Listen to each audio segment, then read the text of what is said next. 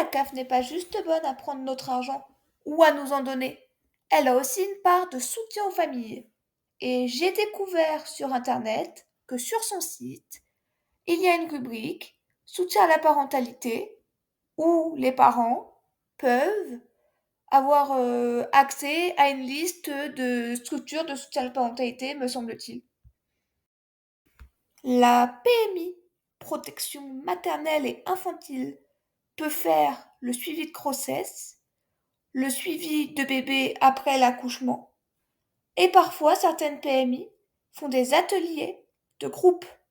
Pour plus de renseignements, n'hésitez pas à aller voir le site des 1000 jours, notamment la page sur ce qu'est la PMI.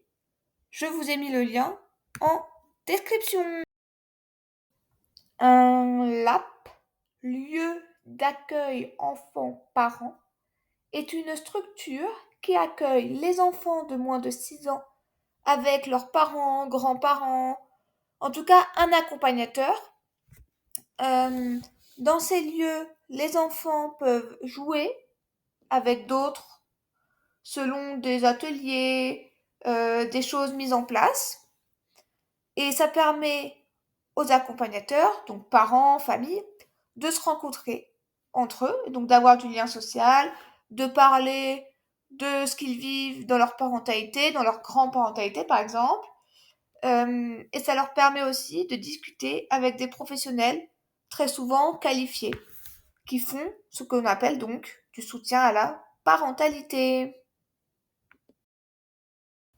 Les crèches font aussi du soutien à la parentalité, même si je sais que ça ne va pas parler à tout le monde, j'ai quand même souhaité l'évoquer parce que c'est pas forcément évident qu'en crèche, il y ait du soutien à la parentalité.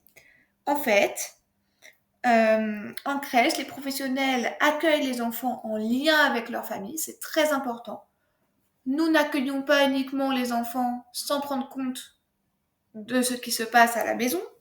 Nous essayons toujours de faire du lien entre ce qui se passe à la maison et ce qui se passe à la crèche. Et pour cela, nous avons plusieurs outils, notamment le premier accueil de la famille en crèche, ça c'est souvent le directeur ou la directrice de l'établissement qui le réalise. Et à cette issue, il y a les premiers ressentis des parents, du directeur ou de la directrice, les premiers questionnements, tout ça. Également, le soutien à la parentalité se fait lors des transmissions, c'est-à-dire les temps le matin où les parents euh, racontent et donc transmettent ce qu'il s'est passé à la maison s'il y a des choses importantes à dire pour le bon déroulement de la journée de l'enfant. Et le soir où les professionnels font un résumé de la journée de l'enfant. Et à l'issue de ces échanges, les parents peuvent poser leurs questions s'ils ont des questions, leurs doutes s'ils ont des doutes, leurs envies. Par exemple, j'ai déjà eu le cas de parents qui disaient nous aimerions que vous faisiez dormir notre enfant maximum 1 heure à la sieste de l'après-midi. Truc comme ça. C'est déjà arrivé. Euh, voilà. Et ce qui est possible en crèche, faut pas l'oublier et faut pas avoir peur de demander. C'est que si les parents ont des questionnements, des doutes, un besoin de parler, d'évacuer des choses, ils peuvent demander un rendez-vous avec le directeur ou la directrice de l'établissement. Si celui-ci est disponible, parfois il les prend directement dans son bureau, ou alors il leur dit envoyez-moi un mail et je vous répondrai avec une date possible, et une horaire bien sûr. Également en crèche, se font souvent des ateliers, que ce soit des ateliers à thème ou non, que ce sont des ateliers donc qui se font. Et en fait, ces ateliers, ça peut être par exemple atelier pâtisserie. Les parents sont conviés à venir et à partager le moment avec leur enfant. Ça m'est déjà arrivé de faire donc atelier pâtisserie où il y avait 2 parents qui étaient venus et ils discutaient avec nous en même temps que leurs enfants faisaient à manger avec les autres enfants de la crèche. Un gâteau, c'était un gâteau. Il y a eu aussi une fois où les parents étaient conviés à un temps musical. Il y a une maman aussi qui est venue jouer de la guitare pour les enfants, enfin ce genre de choses. Ça se fait en crèche. Et en général, les professionnels essayent de prévenir les parents quand même, je dirais 2-3 semaines à l'avance, voire même plus tôt. Et parfois, dans certaines structures, il y a tout un projet autour du soutien à la parentalité et autour de la place des familles dans la crèche. Et donc, il y a tout au long de l'année, voire même chaque mois, des ateliers, des temps de partage avec les familles. Ça fait vraiment partie du projet. Donc ça, en général, c'est connu à l'avance par les parents.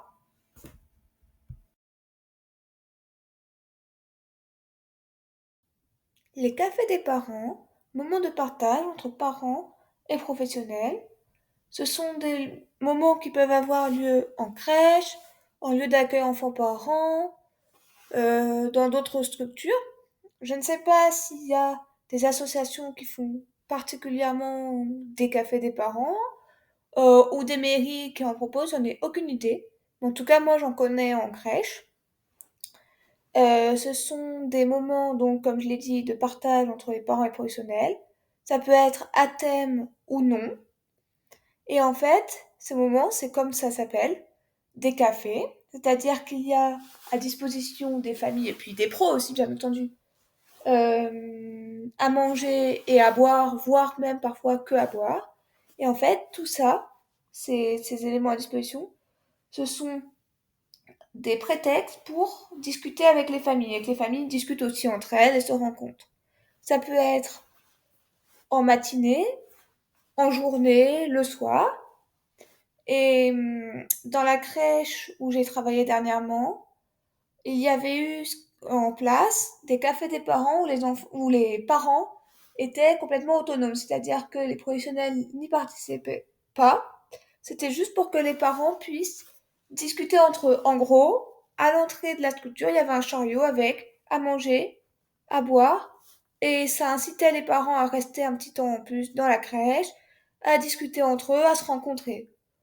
Je ne sais pas si les professionnels participaient aussi un petit peu à ce moment-là. J'en ai aucune idée parce qu'en fait, c'est quelque chose qui a été mis en place quand la crèche était ouverte l'été, parce que parfois les crèches sont ouvertes l'été pour combler aux besoins des parents qui travaillent et qui n'ont pas leur crèche ouverte.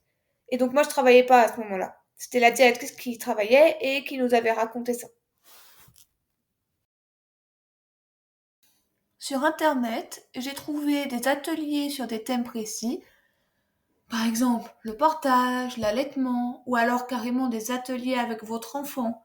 Atelier baby gym, la gym pour les bébés. Il y a des ateliers musicaux aussi. Et je me suis dit que ça pouvait être une bonne idée de cadeau, soit cadeau de naissance, soit cadeau d'anniversaire pour les parents ou pour l'enfant même. Et un site qui a retenu mon attention, c'est Easy Baby. Je vais mettre le lien en barre d'infos. C'est ça qu'on dit, je crois, barre d'infos.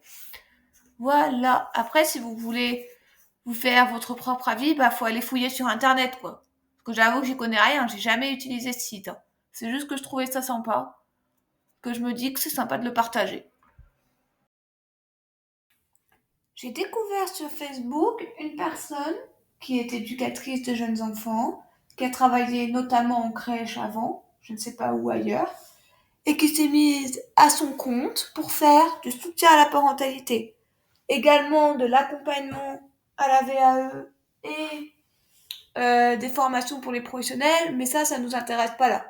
Et en fait, je trouvais intéressant de partager le fait que quand des parents recherchent du soutien, ils n'ont pas forcément envie d'aller parler avec d'autres parents autour, aller confronter, aller en face à face vers les professionnels pour discuter.